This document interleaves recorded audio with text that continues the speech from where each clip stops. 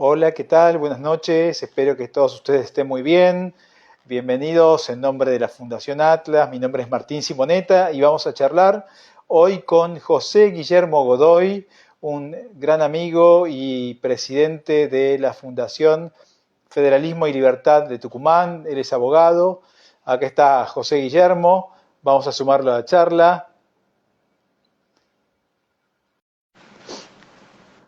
Ahí se está sumando José Guillermo. Saludamos a todos los presentes. Vamos a hablar. ¿Cómo estás, José Guillermo? Bien, ¿vos qué tal? Muy ¿Me bien, escuchás ¿todo bien ahí? bien? ¿Me escuchás Te bien? escucho perfecto. ¿Sí, vos a mí? Yo te escucho perfecto, sí, también. Genial, genial. Bueno, muchas gracias, José Guillermo, por la posibilidad de charlar con vos hoy. ¿Estás acá en Argentina? Vos que estás viajando tanto últimamente.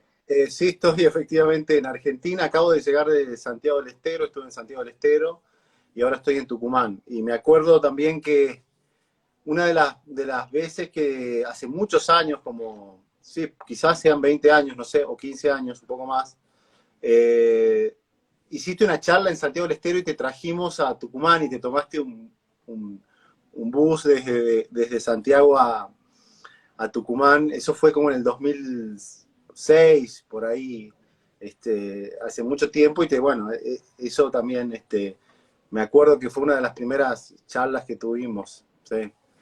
Sí, qué lindo recuerdo, ¿eh? Y cómo pasa el tiempo, ¿eh? Sí, sí, Increíble, increíble y es un placer enorme y bueno, uno lo hace con enorme, disfrutándolo mucho, porque bueno, en cada uno de tus actos también se ve tu pasión, amor por lo que son las ideas de la libertad. Yo te conocí chiquito, sí. claro, con A vos no menos te pasan fierros a encima. vos no te pasan los años, no. Estás Es igual que de... me afeito las canas, ¿viste? Sí. Así que, pero sí, por suerte nos conocemos hace cerca de un par de décadas, así que, pero es impresionante ver tu crecimiento, el nacimiento de tu fundación, Federalismo y Libertad, la influencia que tiene Federalismo y Libertad en Tucumán, en el norte y en toda la Argentina también. Y quería empezar, si nos querés contar un poco qué es Federalismo y Libertad. Bueno, Federalismo y Libertad es un think tank que promueve las ideas de la democracia liberal a nivel subnacional, o sea, a nivel de las provincias, ¿no? Argentina es un sistema federal, las provincias preexisten a la nación, tienen un propio legado histórico, tienen una lógica política particular, por tanto tienen una constitución política en algunos casos muy divergentes, el caso de este, legados históricos distintos, y entonces muchas veces requieren un análisis diferenciado de lo que pasa en el orden nacional, ¿no? Por ejemplo, la constitución, la formación del peronismo en Argentina fue muy distinta en lo que sería las zonas centrales, el litoral o provincia de Buenos Aires, capital, o lo que ahora es capital federal, de la ciudad autónoma de Buenos Aires, de lo que es, no sé, el interior, Santiago del Estero, o sea, o Tucumán o Salta, o sea, la conformación del peronismo fue distinta y por tanto, así en cada caso. Entonces, si bien en los últimos años hubo una creciente conurbanización de la política y porteñización del debate público, muchas veces los partidos nacionales cometen errores al no tener en cuenta los legados históricos de las provincias. Y entonces pasa, por ejemplo, con la formación de un partido como el PRO, en donde para elegir un candidato a concejal en un pueblo del interior de Tucumán tenían que pedirle autorización a Marcos Peña, ¿no? Y eso lo que la, la consecuencia de eso es la falta de arraigo político de muchas experiencias nacionales en algunas provincias, ¿no? Es claro el fracaso bueno, en parte se explica por qué el peronismo sigue ganando acá hace tanto tiempo.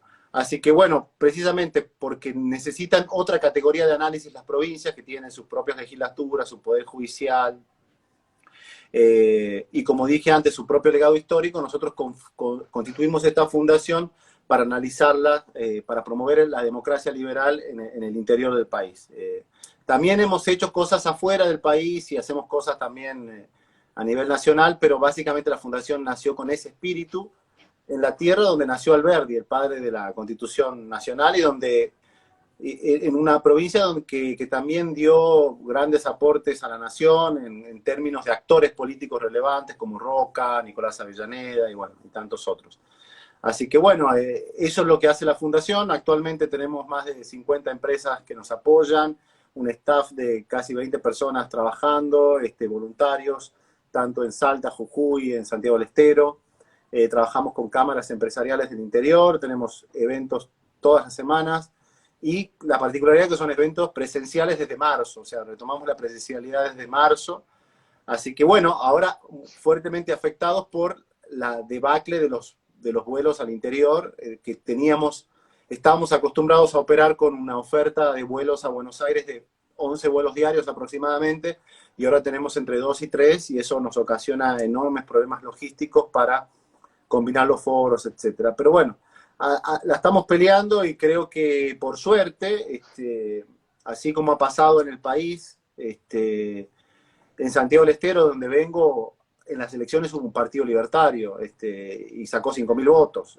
Vos decís, bueno, hay grupos de lectura, que durante toda la era kirchnerista, en donde la Fundación Atlas operó, que te toca dirigir, operó tan fuertemente, sirvieron de zonas de refugio, porque en realidad todo el debate político estaba apropiado por el discurso populista, ¿no? Y estas instituciones como Atlas sirvieron de zonas de refugio, y hoy que hay un contexto más favorable a las ideas, porque tiene una narrativa que explica y que puede dar una explicación de la crisis y una salida a la crisis, se ven los resultados de trabajos de tantos años. Así que estamos contentos, muy contentos con eso. Es excelente y se ven los resultados de la labor que vos liderás en toda Argentina y en el norte particularmente, y me parece fundamental resaltar el concepto de federalismo, porque a veces los defensores de la ciudad de libertad nos enfocamos mucho en la división de poderes, poder ejecutivo, legislativo, judicial, pero si uno mira, por ejemplo, el armazón institucional de los Estados Unidos, justamente el nombre lo dice, ¿no? Nace del Estado, del condado, y va el poder siendo delegado hacia la nación y no al revés, ¿no? Argentina es como la paradoja de un país que es unitario, pero se llama federal, ¿no? Veamos, por ejemplo, la coparticipación federal de impuestos y demás, ¿no? Entonces creo que es fundamental tomar la bandera desde la Ciudad de Libertad del federalismo, de la descentralización, y si no, miremos Uruguay, cómo está y cómo está Argentina. Sí, sí, totalmente. Sí, Argentina es uno de los pocos países que tiene una tradición federal, digamos, o sea, todos tuvieron alguna experiencia en algún momento de intentos de federalismo, pero Argentina lo tiene en la Constitución Nacional, e incluso está plasmado en la realidad misma de la conformación histórica. Algunas provincias tienen tonadas diferentes, las maneras de hablar, etcétera, tradiciones distintas. Y bueno, con el tiempo hubo una creciente centralización, sobre todo a partir de la década del 30 del siglo XX, con algunas reformas en términos tributarios, que le daba cada vez más poder al Estado federal, en detrimento de las provincias. Y bueno, ese proceso se terminó de profundizar con la reforma del 94, pero aún así, en el sistema actual, las provincias, los gobernadores mantienen cierta autonomía, porque gran parte de la coparticipación es automática, no depende de la discreción del presidente, y pueden hacer muchas cosas por la provincia, enfocado en una política pública provincial, o sea, con competencias provinciales. Y nosotros nos tratamos de enfocar un poco en eso, en brindarles a los gobiernos provinciales herramientas de reforma, propuestas de reforma, cosas que pueden mejorar, acercar otras experiencias de otros países. Pero efectivamente la Fundación aboga porque se respete la Constitución, ¿no? Por más federalismo. No puede ser que, digamos, no tiene ningún sentido de que el nivel de productividad que tiene Tucumán se discutan paritarias que tengan que igual a la ciudad de Buenos Aires. O sea, no, el nivel de productividad de Tucumán, alejado del puerto y con todas las condiciones que tiene, poco tiene que ver con la realidad de la ciudad de Buenos Aires. Entonces no podemos discutir las paritarias a 1.200 kilómetros del puerto, y bueno, y así una serie de distorsiones que hay en el sistema argentino que hace que estas provincias incluso no puedan desarrollarse. Por ejemplo, la Argentina le dio la espalda de hace muchos años a la minería, y es un lobby fundamentalmente de provincias que no tienen riqueza minera, como por ejemplo la provincia de Buenos Aires o la ciudad de Buenos Aires, y tenemos la misma cordillera que Chile, incluso con más posibilidades, y no tenemos desarrollo minero, y Chile es una potencia minera. Entonces, así, la creciente conurbanización, portinización del debate público hicieron que tengamos una serie de distorsiones y un país muy desigual en cuanto al desarrollo. Así que la Fundación lo que hace es precisamente eso, promover que las provincias retomen competencias y que también los gobernadores tengan más presencia en el debate público. Pareciera que ahora van a retomar un poco el protagonismo con la incorporación del gobernador Mansur, pero bueno, en líneas generales promovemos eso, ¿no? Claro, y justamente te iba a preguntar, ¿cómo ven desde la Fundación el rol que ocupa el gobernador Mansur ahora en el gobierno, ¿no? Porque nosotros lo conocemos un poco de lejos por los medios y demás, pero ustedes lo conocen en el día a día. ¿Qué giro le puede dar? ¿Para dónde puede apuntar esta nueva incorporación? Sí, bueno, el caso de Mansur es un peronista un tanto extraño, así o sea, no es un peronista que uno puede decir del común de los actores de ese movimiento. Primero, bueno, en términos de que tiene una agenda internacional, uno te diría propia, bastante impresionante, o sea, tiene vínculos con es amigo de Luis Almagro. Nosotros, por ejemplo, sentimos un cambio importante en términos de lo que sea el gobernador Alperovich al gobernador Mansur.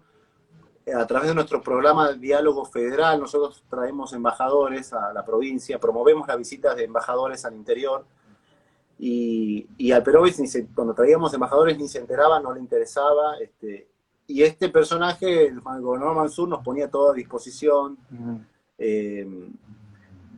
Y entonces, él es, en ese sentido, en cuanto a la construcción de relaciones, de lobbies, tiene una agenda internacional, nacional, bastante impresionante, ¿no? Por un lado. Y por otro lado, lo que sí, ese conjunto de relaciones y de vínculos no se traduce en cosas interesantes para la provincia. O sea, hay convenios con la Universidad de Nueva York, pero eso después no cuesta plasmarse en algún tipo de obra o algo importante para la provincia. De hecho, la gestión es muy mala, ¿no? La gestión, en líneas generales, es bastante pobre en términos de resultados. No hay grandes obras de infraestructura, grandes reformas, sin sacar, y bueno, sacando de lado todo el tema institucional y toda la cuestión. En términos institucionales, obviamente no llega a los niveles de autoritarismo de Zamora, por ejemplo, en Santiago del Estero. Claro. Pero en términos de gestión, es una gestión muy pobre. A diferencia de Zamora, que es una gestión con muchas obras, que ha transformado la provincia, pero con niveles de autoritarismo que parecen insostenibles o son impensables en este momento de la historia argentina. Y bueno, eso es lo que nosotros, digamos, vemos con él. Tenemos, digamos, desde la Fundación una relación, no sé, distante, digamos, de convivencia, o sea,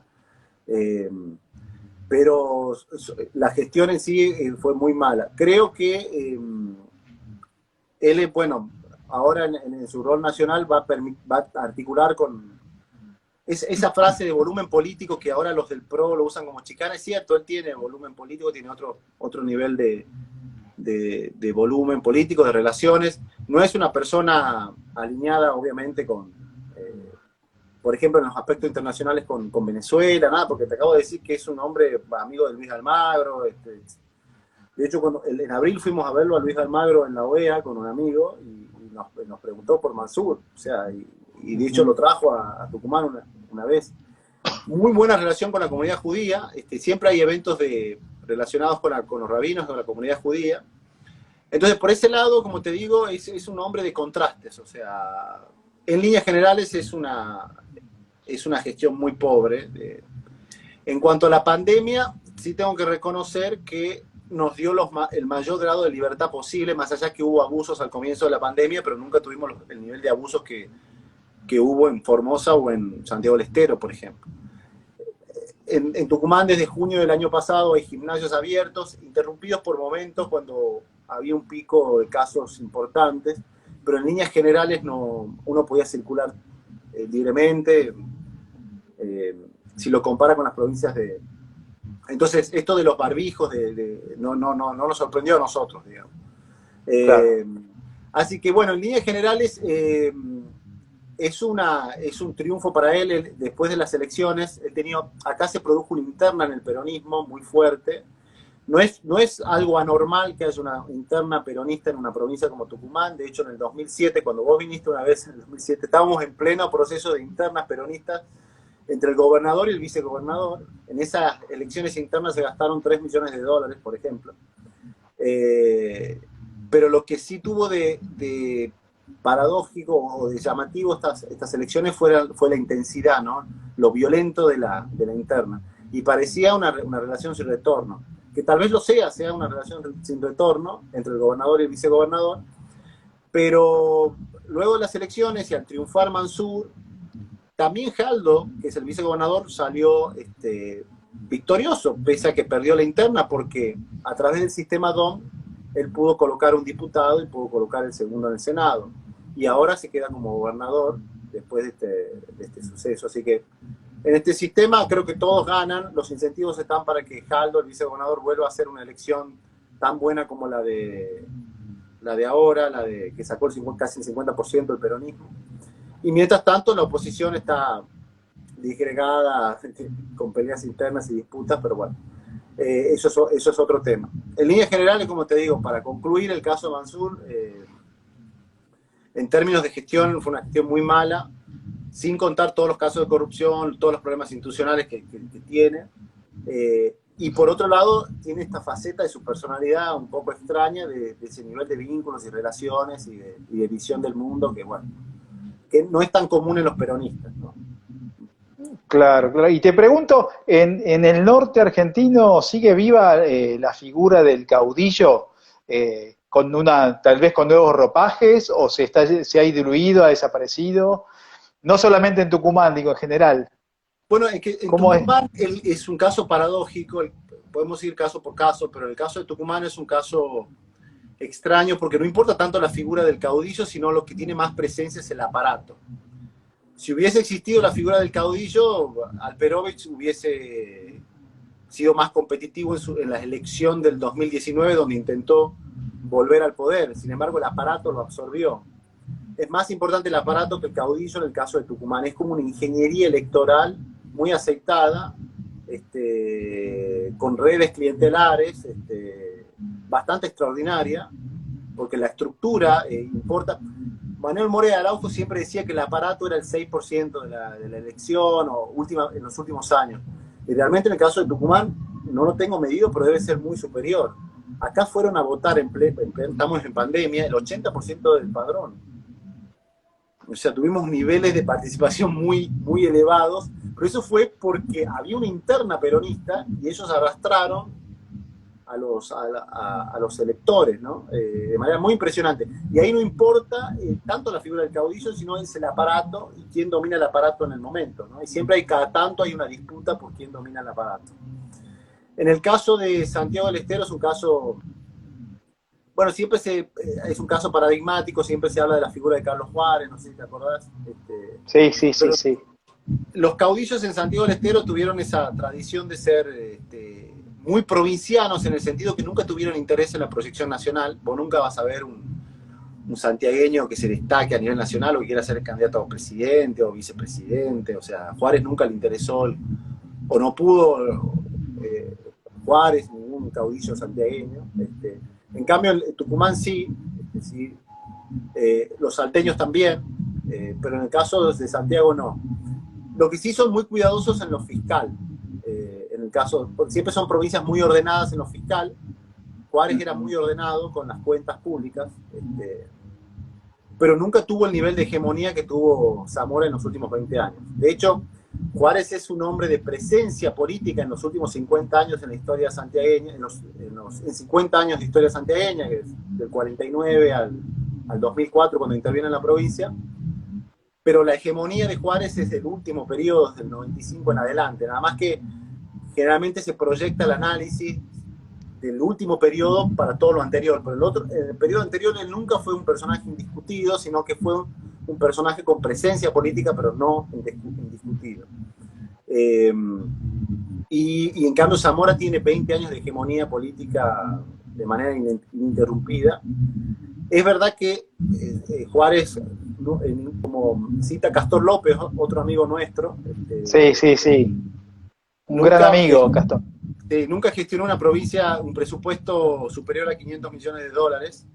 En cambio, Zamora llegó a los picos en los mejores momentos del kirchnerismo, con las hojas $600, 2.000 millones de dólares de presupuesto. O sea, tuvo un excedente de presupuesto que le permitió un nivel de hegemonía que al anterior no, digamos. O sea, en términos...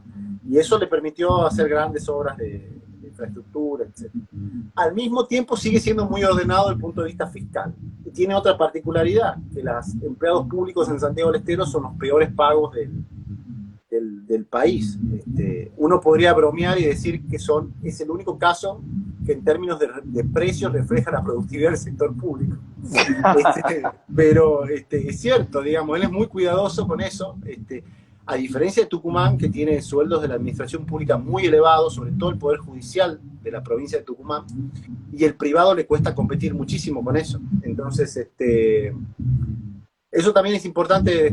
La figura del caudillo hoy en Santiago del Estero sigue presente con niveles de hegemonías mucho más sofisticados de hace 50 años, con algunas particularidades que se mantienen en el tiempo, como esto de ser cuidadosos en lo fiscal. Y en el caso de Tucumán está la presencia del aparato, como más importante que el caudillo. Claro.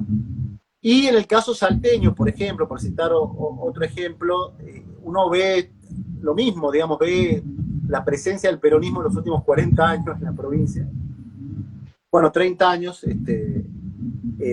pero al mismo tiempo los últimos 3 gobernadores, cada uno gobernó 12 años. Romero gobernó 12 años, Romero gobernó 12 años, Urtubey gobernó 12 años y ahora Sáenz. Los 3 iban al mismo colegio, o sea, también eso habla de la sociedad salteña, ¿no? De que es claro, como una especie de aristocracia. Son peronistas, pero son siempre de una élite que tiene otro proceso. Un grupo de familias. De familias, exactamente. Y en el caso de Gustavo Sáenz, nosotros, hicimos algunas actividades en Salta últimamente, y tiene la conformación política de su gobierno, también es una conformación muy extraña. Tiene un vicegobernador que es kirchnerista, pero al mismo tiempo el ministro de Producción era del PRO, entonces tiene todo un gabinete demasiado heterogéneo, y el tema es que en ese esquema es imposible gobernar. La gestión, la verdad, es como que la gestión de Sáenz no arranca, ¿no? Es verdad que claro, empezó y vino la pandemia, pero en ese esquema es muy difícil gobernar, un gabinete que no tal como, pero no está el qué van a hacer. Así que bueno, cada provincia tiene su particularidad, y en el caso de, por ejemplo, Jujuy es una provincia que venía de un desorden institucional interno, producto de la emergencia de un estado dentro de otro estado, que era el caso de Milagros Salas, donde una líder social tenía más poder que el gobierno provincial, y entonces, producto de esa crisis, la emergencia de una figura que puso orden, le dio cierta legitimidad, y es lo que hace proyectar a la figura de Gerardo Morales, que también tiene prácticas muy autoritarias, ¿no? Eso hay que aclararlo. De hecho, también en el mismo proceso judicial de Milagros Salas, la OEA se pronunció en algunas cosas en contra de fallas en el proceso, algunas arbitrariedades, pero bueno, le da la legitimidad el hecho de el estado de situación anterior, el estado de situación tan angustiante previo, le da la legitimidad con un viento de cola político que lo proyecta, porque en las últimas elecciones también le fue muy bien.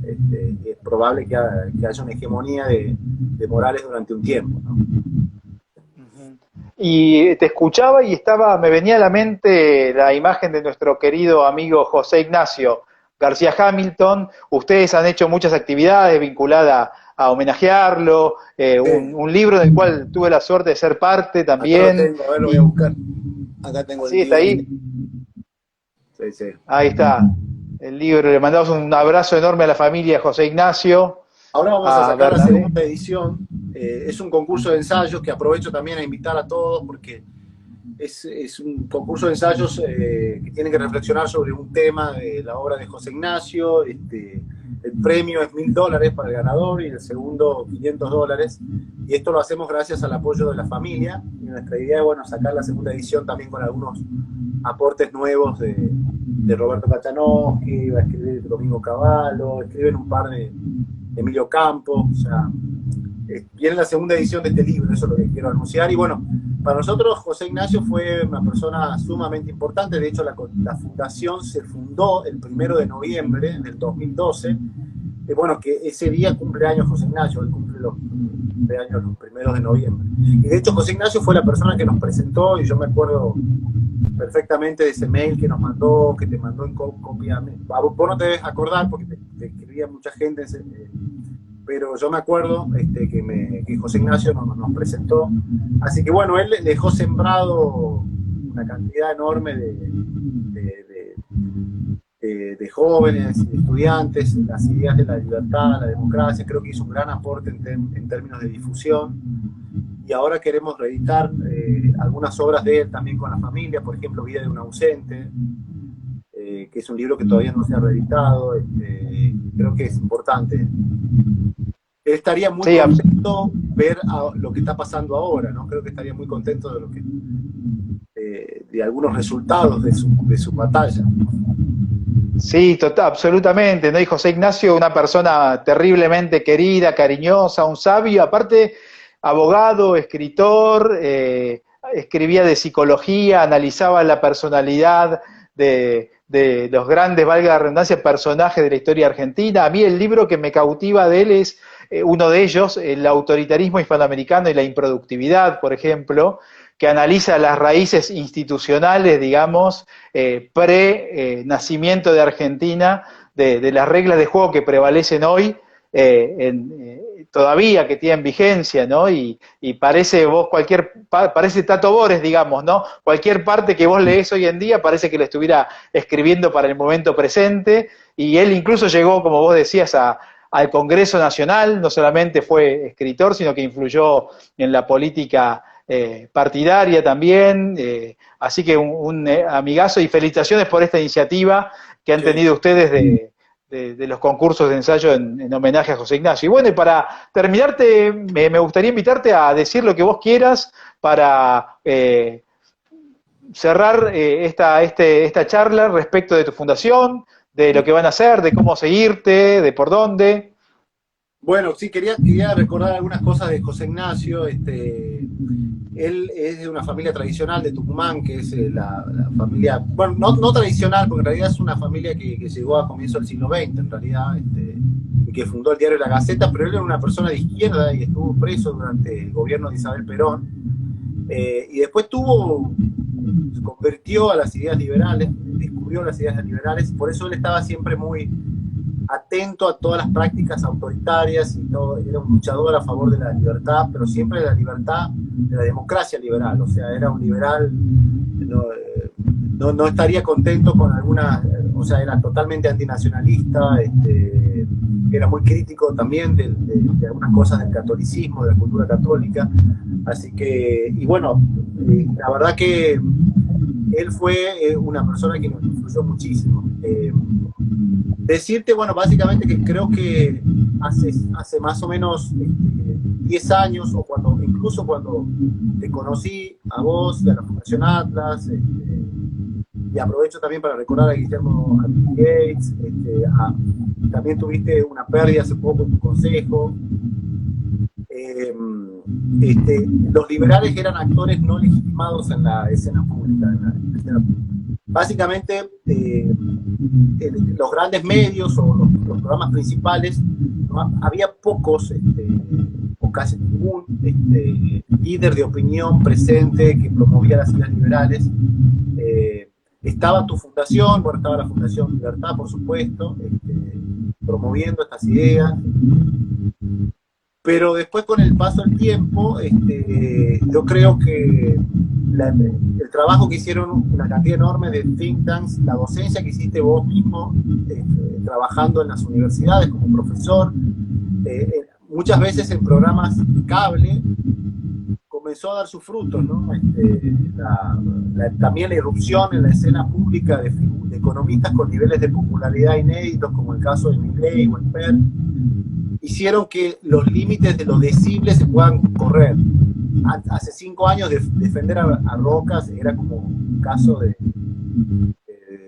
expulsión del país, o sea, no lo podías decir en ningún lado, te resultaba chocante, y hoy cualquiera lo dice en cualquier programa de televisión.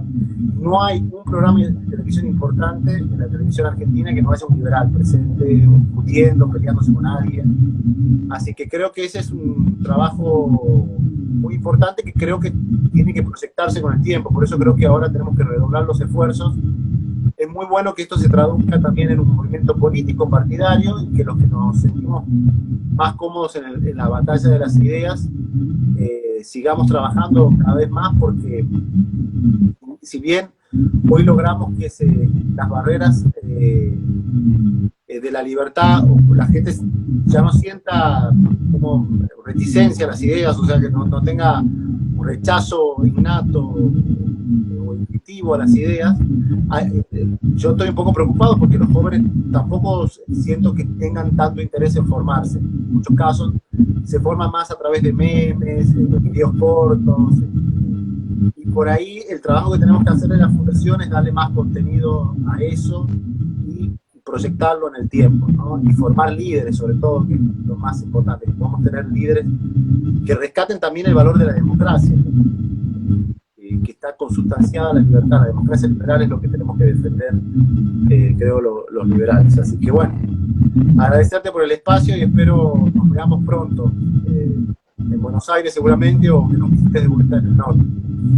Sí, muchísimas gracias, José Guillermo, y felicitaciones de vuelta por tu actividad, tu pasión, por ver este progreso enorme concretado en cosas tangibles, digamos, no solamente en el discurso, sino ver esta estructura, ¿no?, de crecimiento de la libertad que se ve en todo el país y en el área de influencia específica de tu fundación. Y creo que, sin dudas, tu trabajo es parte de este boom que estamos viviendo en Argentina respecto de las ideas de libertad. Así que te agradecemos muchísimo, agradecemos a todos los presentes, y les decimos que esta entrevista va a estar en segundos aquí disponible en Instagram No Live, y en un ratito va a estar en todas las redes sociales, Facebook, YouTube, Twitter, etcétera, etcétera. Así que los invitamos para que puedan verlo de vuelta, compartirlo, y te agradecemos, José Guillermo, y nos vemos próximamente.